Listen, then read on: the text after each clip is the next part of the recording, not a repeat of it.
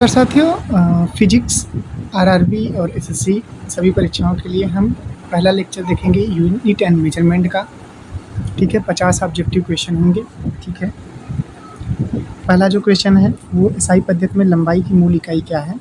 तो एसआई पद्धति में लंबाई की जो मूल इकाई है वो मीटर होती है। हम आप लोगों से पहले ही सॉरी बोल देते हैं क्योंकि थोड़ा सा वॉइस प्रॉब्लम होगा क्योंकि फ़ैन चल रहा है। ठीक है, गर्मी बहुत है इसलिए फ़ैन चलाना पड़ा मुझे। ठीक है, तो राइट आंसर क्या हो जाएगा, मीटर। नेक्स्ट क्वेश्चन की ओर बढ़ते हैं। अगला क्वेश्चन है हमारा, एसआई पद्धति में द्रव्यमान की मूल इकाई क्या है। तो द्रव्यमान की मूल इकाई किलोग्राम होती है। ये मूल मात्रक में आते हैं, 7 मूल मात्रक हैं। मूल भौतिक राशियों को मूल मात्रक कहते हैं। मैं थ्योरी पढ़ा चुका हूँ, सिर्फ ऑब्जेक्टिव क्वेश्चन थोड़ा क्विक देखेंगे। ठीक है, एसआई पद्धति में समय क्या होता है, मतलब मूल इकाई क्या होती है, सेकंड होती है। ठीक है, ये आपको पता होना चाहिए, ये मूल मात्रक है। ठीक है, नेक्स्ट क्वेश्चन है, करा निम्न में से एसआई का मूल राशि नहीं है। मूल राशि यानी कहने का मतलब मूल मात्रक। ठीक है, तो वेग जो हो गया ये नहीं है। ठीक है, 7 जो होते हैं वो मूल राशि होते हैं यानी मूल मात्रक होते हैं, मूल मात्रक होते हैं। लंबाई, समय, ताप, द्रव्यमान, विद्युत धारा, जो तीव्रता, पदार्थ की मात्रा। ठीक है, ये सब 7 मूल भौतिक राशियों को मूल मात्रक कहते हैं, ये आपको याद रखना है। ठीक है, वेग इसका करेक्ट आंसर हो जाएगा। अगले क्वेश्चन की ओर बढ़ते हैं। हमारा अगला क्वेश्चन है फ्रेंड्स, एसआई पद्धति में तापमान की इकाई क्या है। तो एसआई पद्धति में तापमान की इकाई केल्विन होती है और आपको पता होगा C/5 -32/9 के -273/5 R/4। ये एक रिलेशन मैंने बताया है जिसमें 40 डिग्री पे क्या होता है, -40 डिग्री पे क्या होता है, फ़ारेनहाइट और डिग्री सेंटीग्रेड बराबर होते हैं, वो उससे निकल जाता है। -40 रखेंगे C की वैल्यू और फ़ारेनहाइट की वैल्यू तो वो इक्वल हो जाएगा। ठीक है, विद्युत धारा की एसआई इकाई क्या है, तो एम्पियर हो जाएगा। ये आप जानते हैं कि V बराबर IR होता है, विभवांतर बराबर होता है विद्युत धारा गुणित प्रतिरोध। ये आपको याद रखना है। वाट क्या है, शक्ति होता है, W/T होती है। ये सब मैं पढ़ा चुका हूँ, सिर्फ क्वेश्चन करवा रहा हूँ। प्रकाश की तीव्रता का मात्रक क्या होता है, कैंडेला। प्रदीप्त मात्रक लक्स होता है। ल्यूमेन ज्योति फ्लक्स का मात्रक होता है। कार का मात्रक जूल होता है। ये चीज़ें आपको याद होनी चाहिए।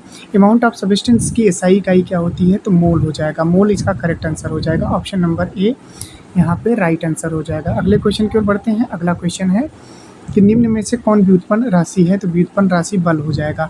बल F बराबर ma। ठीक है, ma हो जाएगा, F बराबर ma। ये आपको याद रखना है। न्यूटन इसका मात्रक हो जाएगा।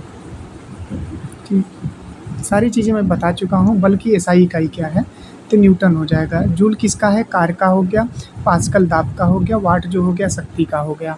ठीक है, अगले क्वेश्चन की ओर बढ़ते हैं। हमारा अगला क्वेश्चन है, सिंपल सा क्वेश्चन है, कह रहा है कि कार की एसआई इकाई क्या है। कार की एसआई इकाई जूल होती है। 1 जूल जो होता है वो 10⁻7 अर्घ के बराबर होता है, ये आपको याद रखना है। शक्ति की एसआई इकाई क्या है, शक्ति की एसआई इकाई वाट होती है। P बराबर W/T। P को अगर हम पावर कहें, W को हम कार कहें, T को समय कहें, तो P बराबर W/T होता है।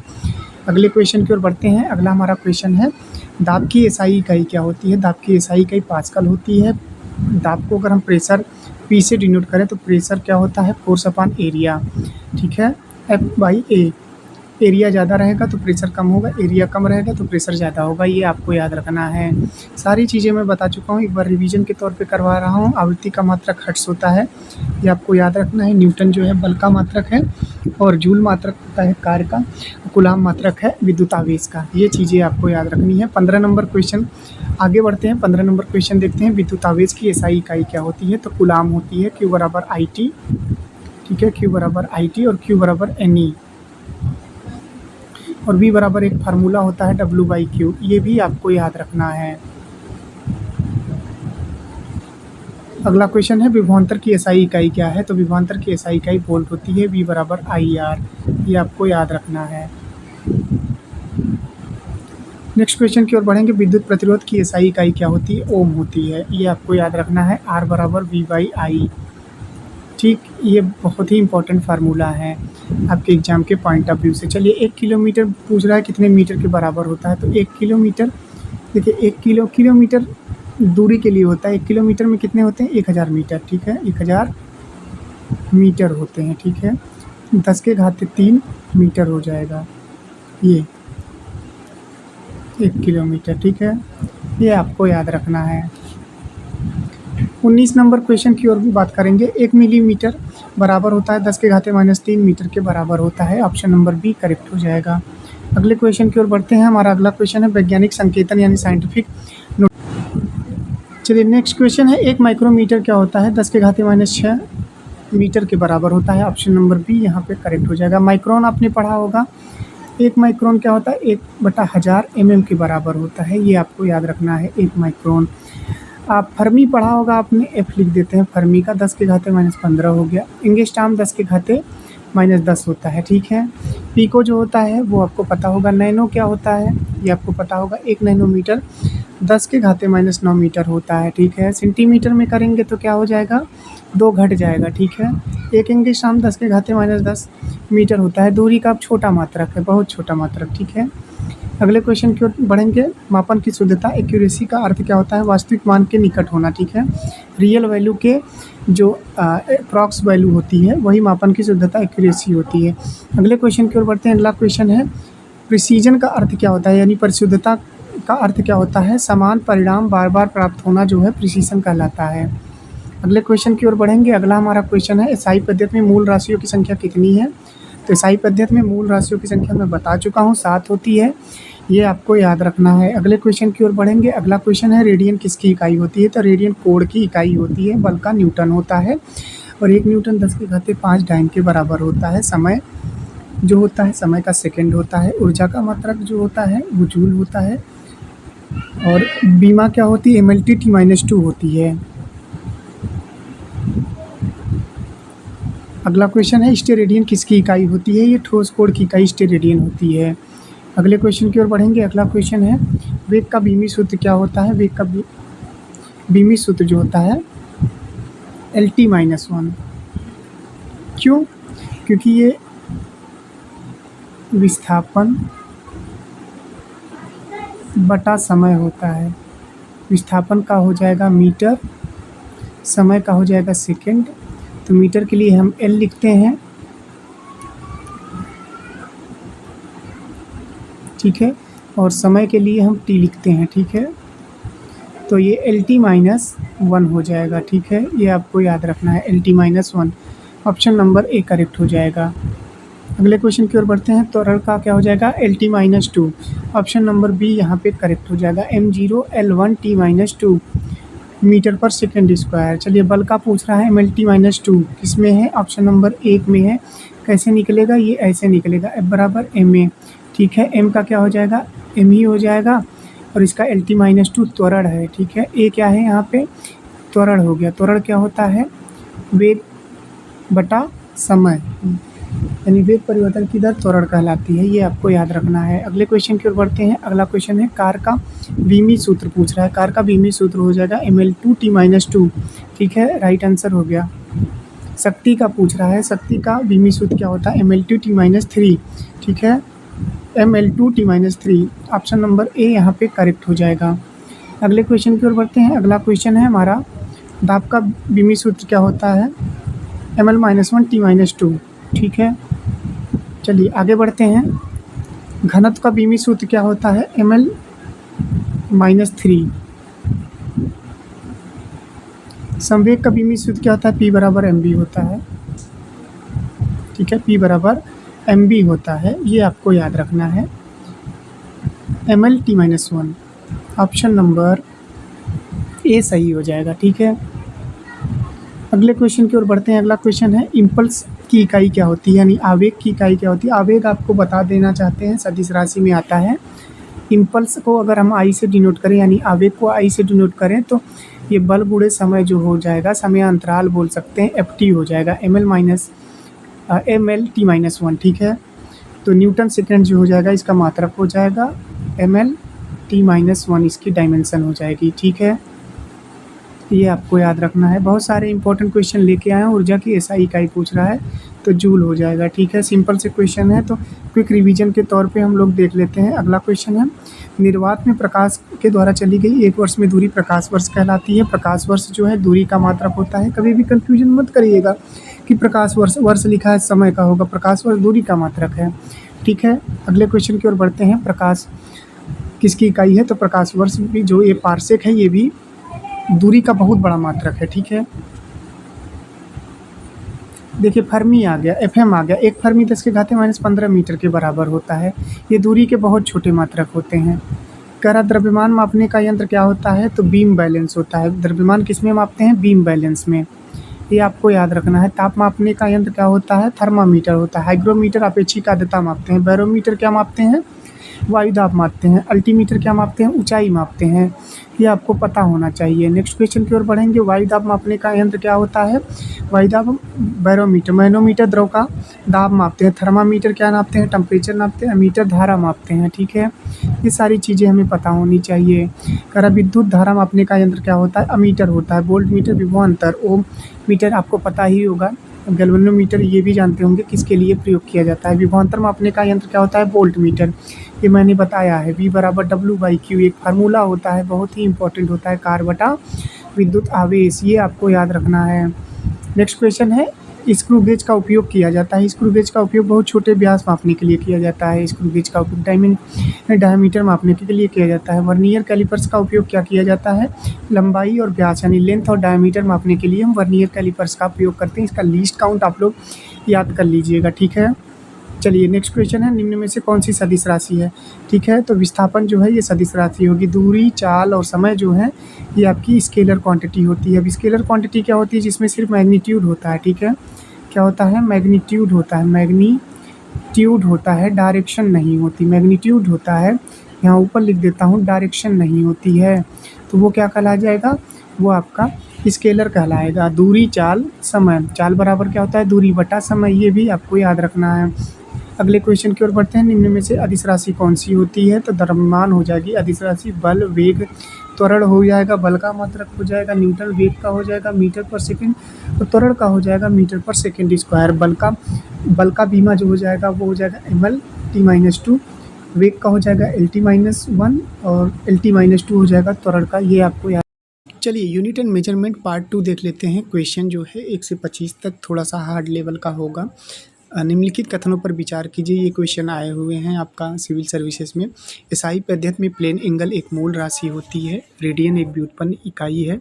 स्टेरेडियन ठोस कोण की इकाई है। आइए ऑप्शन देख लेते हैं। ऑप्शन क्या कह रहा है, ऑप्शन कह रहा है कि हमारा केवल 1 और 2 सही है, केवल 2 और 3 सही है, केवल 3 सही है, 1, 2, 3 सही है। तो राइट आंसर क्या हो जाएगा, केवल 2 और 3 सही है इसमें, क्योंकि रेडियन जो होता है ठोस कोण नहीं, ये कोण की इकाई रेडियन होता है, स्टेरेडियन ठोस कोण की इकाई होती है, ठीक है। ये व्युत्पन्न इकाई के अंतर्गत आता है। स्टेरेडियन जो होता है ये ठोस कोण की इकाई होती है, ये आपको याद रखना है। अगले क्वेश्चन की ओर बढ़ते हैं। अगला क्वेश्चन हमारा क्या कह रहा है, क्वेश्चन कह रहा है कि निम्नलिखित में से कौन सी राशि का बीमी सूत्र ml-1 t-2 है, ठीक है। तो ये आपका तनाव का हो जाएगा, स्ट्रेस यानी प्रतिबल का हो जाएगा। प्रतिबल क्या होता है, बल बटा क्षेत्रफल, ठीक है। स्ट्रेस को अगर हम एस लिख दें, स्मॉल एस, स्ट्रेस हो गया, ठीक है। तो फोर्स अपॉन एरिया हो जाएगा, स्ट्रेस, ठीक है। तो ये हो गया हमारा। संवेग क्या है, सदिश है। आवेग क्या है, सदिश है। ऊर्जा जो है अदिश राशि में आती है। शक्ति भी क्या है, ये आपके लिए है, आप बताएंगे, हम नहीं बताएंगे अब। चलिए अगला क्वेश्चन है, यदि किसी भौतिक राशि का बीमी सूत्र mL/2t-3a- इतना है तो किसका हो जाएगा, तो ये विभव का हो जाएगा, ये आपको याद रखना है, ठीक है। कह रहा है निम्न में से कौन सी युग्म बीमा डायमेंशन समान रखता है, कार्य एवं आघूर्ण, संवेग एवं बल, दाब एवं ऊर्जा, ठीक है, शक्ति और बल। तो कार्य और आघूर्ण जो है ये सही रखता है, क्योंकि बल यानी आघूर्ण जो होता है, अगर कार्य की बात करेंगे W कार्य है, ठीक है, ये अपडी हो जाएगा, फोर्स इनटू डिस्प्लेसमेंट। और आघूर्ण क्या हो जाएगा, टॉर्क हो जाएगा, टॉर्क क्या हो जाएगा, RF, ठीक है। ये त्रिज्या हो जाएगी, ये फोर्स हो जाएगा। तो दोनों की डायमेंशन ये समान होती है, ठीक है, ये इम्पोर्टेंट है। क्या होगी, mL/2t-2, ये आपको याद रखना है, ठीक है।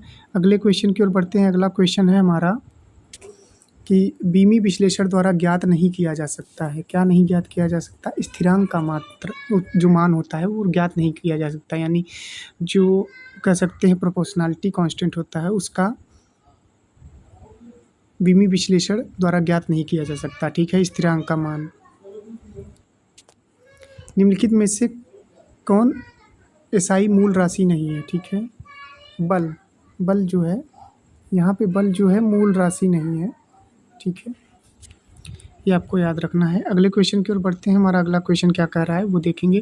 क्वेश्चन कह रहा है किसी राशि की बीमा M0 L0 T0 है तो वो क्या है? वो एक अदिश और बीमा रहित है, ठीक है, बीमा रहित है, ये आपको याद रखना है। अगले क्वेश्चन की ओर बढ़ते हैं। हमारा अगला क्वेश्चन क्या कह रहा है?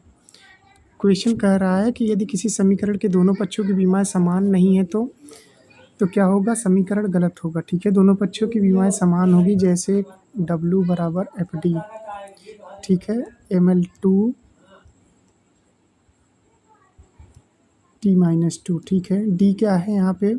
विस्थापन है, ठीक है, बीमी सूत्र बराबर है तो फार्मूला जो है वो समान होगा, ये आपको याद रखना है, ठीक है। अगले क्वेश्चन की ओर बढ़ते हैं। हमारा अगला क्वेश्चन क्या कर रहा है? क्वेश्चन कह रहा है कि मापन में प्रिसीशन का संबंध किससे है? तो ये हो जाएगा पुनरावृत्ति से, रिपीटेबिलिटी से, ठीक है, पुनरावृत्ति से हो जाएगा। अगले क्वेश्चन की ओर बढ़ते हैं। हमारा अगला क्वेश्चन है सिग्निफिकेंट फिगर के अनुसार 0.005060 में सार्थक अंक कितने होंगे? तो सार्थक अंक इसमें 4 हो जाएंगे, ठीक है। दशमलव के बाद अगर 2 जीरो रहता है तो ये जो 2 जीरो रहता है उसको काउंट नहीं किया जा सकता। उसके बाद अगर नंबर रहता है 1 से लेकर 9 तक के बीच में या कोई भी रहता है तो ये जितने भी रहेंगे सारे काउंट हो जाएंगे, ठीक है, ये आपको याद रखना है। 4 हो जाएगा इसमें सार्थक अंक। निम्नलिखित में से कौन एसआई उपसर्ग नहीं है? तो राइट आंसर क्या हो जाएगा? एसआई उपसर्ग नहीं है, ठीक है, उपसर्ग यानी आगे वाला माइक्रोन, ठीक है, ऑप्शन नंबर सी करेक्ट हो जाएगा। पिकोग्राम होता है, पिकोमीटर होता है, मेगावाट होता है और गीगाबाइट होता है, ये आप समझ लीजिए, ठीक है। अगले क्वेश्चन की ओर बढ़ते हैं। हमारा अगला क्वेश्चन क्या कर रहा है? कह रहा है यदि किसी राशि की सापेक्ष त्रुटि 2% तथा दूसरी 3% हो तो उसके गुणनफल की अधिकतम सापेक्ष त्रुटि क्या होगी? तो 5% होगी, ठीक है, ये आपको याद रखना है। अगला हमारा क्वेश्चन है किसी मापन की परिशुद्धता बढ़ाने का सर्वोत्तम उपाय क्या है? छोटे लीस्ट काउंट वाले यंत्र का प्रयोग, छोटे लीस्ट काउंट वाले यंत्र का प्रयोग करना, ठीक है, छोटे लीस्ट काउंट वाले यंत्र का प्रयोग करना। अगला क्वेश्चन है हमारा कि वर्नियर कैलिपर्स का लीस्ट काउंट निर्भर किस पर करता है? मुख्य स्केल पर, वर्नियर स्केल पर, दोनों विभाजकों पर, ठीक है, तो दोनों विभाजनों पर निर्भर करता है, ठीक है, ऑप्शन नंबर सी यहाँ पे करेक्ट हो जाएगा।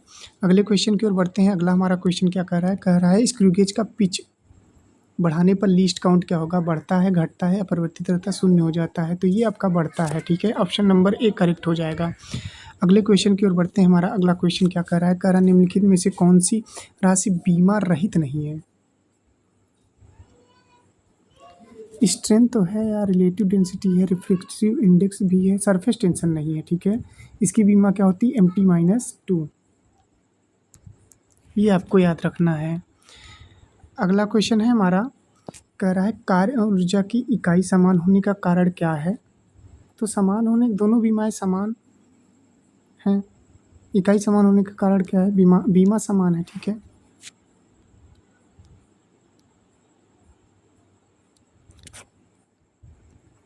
यदि G(h)V में संबंध ज्ञात करना हो तो बीमी विश्लेषण किस प्रकार सहायक होगा? केवल स्थिरांक देगा, केवल घात देगा, पूर्ण समीकरण देगा, कुछ नहीं देगा? तो राइट आंसर क्या हो जाएगा? केवल पावर देगा, ठीक है, ऑप्शन नंबर बी यहाँ पे करेक्ट हो जाएगा, ऑप्शन नंबर बी, ये आपको याद रखना है। अगले क्वेश्चन की ओर बढ़ते हैं। हमारा अगला क्वेश्चन है निम्नलिखित में से किसकी एसआई इकाई यूनिट न्यूटन नहीं है? ठीक है, किसकी एसआई इकाई न्यूटन नहीं है? तो आघूर्ण की इकाई जो है, यानी बल आघूर्ण की इकाई नहीं होती, न्यूटन मीटर होती है, ठीक है, बल आघूर्ण, ठीक है। ये आपका राइट आंसर हो जाएगा। अगले क्वेश्चन की ओर बढ़ते हैं। अगला क्वेश्चन है हमारा, कह रहा है यदि किसी राशि की इकाई बदल दी जाए तो उसका संख्यात्मक मान नहीं बदलता, बदल जाता है, शून्य हो जाता है, अनंत हो जाता है। तो बदल जाता है, ठीक है। ये ऑप्शन नंबर बी आपका करेक्ट हो जाएगा। अगले क्वेश्चन की ओर बढ़ते हैं। अगला क्वेश्चन है एरर एनालिसिस का मुख्य उद्देश्य क्या है? त्रुटि बढ़ाना, त्रुटि का अनुमान लगाना। तो ऑप्शन नंबर बी करेक्ट हो जाएगा। अगले क्वेश्चन की ओर बढ़ते हैं। अगला क्वेश्चन है हमारा कि निम्न में से कौन सा यंत्र सीधे द्रव्यमान नहीं मापता? ठीक है, तो ये हो जाएगा स्प्रिंग बैलेंस। ठीक है, स्प्रिंग बैलेंस जो है सीधे द्रव्यमान नहीं मापता। अगला क्वेश्चन है एसआई प्रणाली किस प्रकार की प्रणाली है? ठीक है, तो यम के या सद्धा आधारित है। ठीक है, मीटर किलोग्राम सेकेंड। अगला क्वेश्चन है दोस्तों, अगला क्वेश्चन है निम्नलिखित में से किसका बीमी सूत्र शक्ति के समान है? तो कार्य बटा समय, ठीक है, शक्ति के समान है। बल गुणे समय, दाब गुणे आयतन, यानी ऑप्शन नंबर डी क्या करा, ए और सी दोनों। ठीक है, तो दाब गुणे आयतन, ठीक है, यानी ऑप्शन नंबर ए और सी दोनों सही हो जाएंगे। ठीक है, ये पी बराबर हो जाएगा डब्ल्यू बटा टी। ठीक है, और ये हो जाएगा दाब गुणे आयतन यानी वी, ये वॉल्यूम हो जाएगा। ठीक है,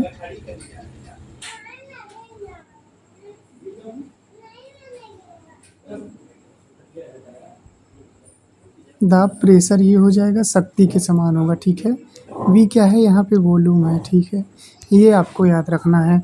तो ऑप्शन नंबर डी यहाँ पे करेक्ट हो जाएगा। अगले क्वेश्चन की ओर बढ़ते हैं। हमारा अगला क्वेश्चन है बीमी विश्लेषण का सबसे महत्वपूर्ण उपयोग है स्थिरांक ज्ञात करना, समीकरण की शुद्धता प्रयोग करना, यंत्र बनाना। तो राइट आंसर हो जाएगा समीकरण की शुद्धता जांचना। ठीक है,